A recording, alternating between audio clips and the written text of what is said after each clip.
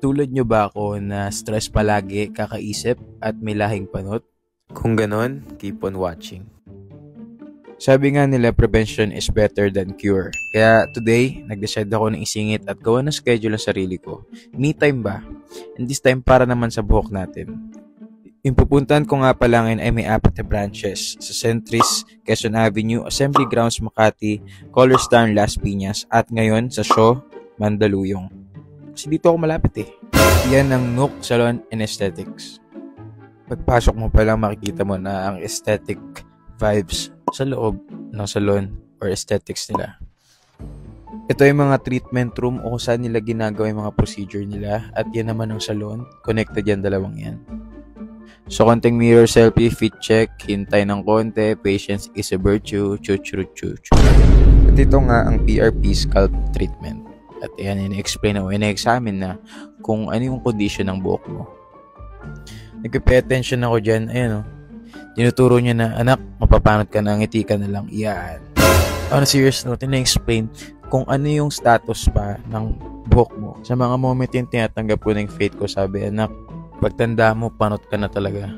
Kahit anong procedure pa yan, kailangan malinis yung surface na gagawa ng procedure. At syempre, ipapawash na yung buhok mo. Kailangan talaga malinis yan dahil baka mamaya maaaring may ibang chemicals or bacteria pa na nasa buhok mo.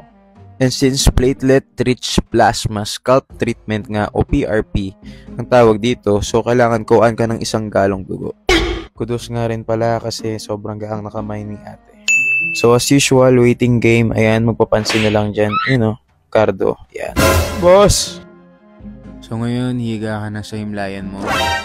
Lalagyan ka na ng numbing cream o topical anesthesia para hindi ka masaktan sa procedure or para maging totally painless yung procedure. So, ayan, panot check. Well, okay pa naman yung status ng buhok ko pero tulad nga nasabi ko, mas gusto ko na mas maagap at dahil takot nga ako mapanot agad-agad. So, ngayon, pinupunasan na yung mga topical anesthesia gamit ang tissue at wipes.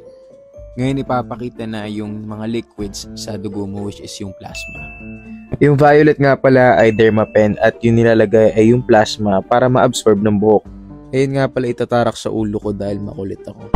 As someone na mataas ang pain tolerance, i-rate ko to ng 3 out of 10. Gagamitan tayo ng high frequency wand para mamatay ang bakterya. At cold hammer naman to distract the pain at ma-relax yung scalp. At lastly, laser lights para ma-enhance yung absorption, inflammation ng sugat sa ulo natin. 3 to 4 sessions nga pala ang recommended para sa procedure na ito. So kung gusto mo rin ito, visit Nook Salon and Aesthetic on all platforms. Yun lang. See you next time.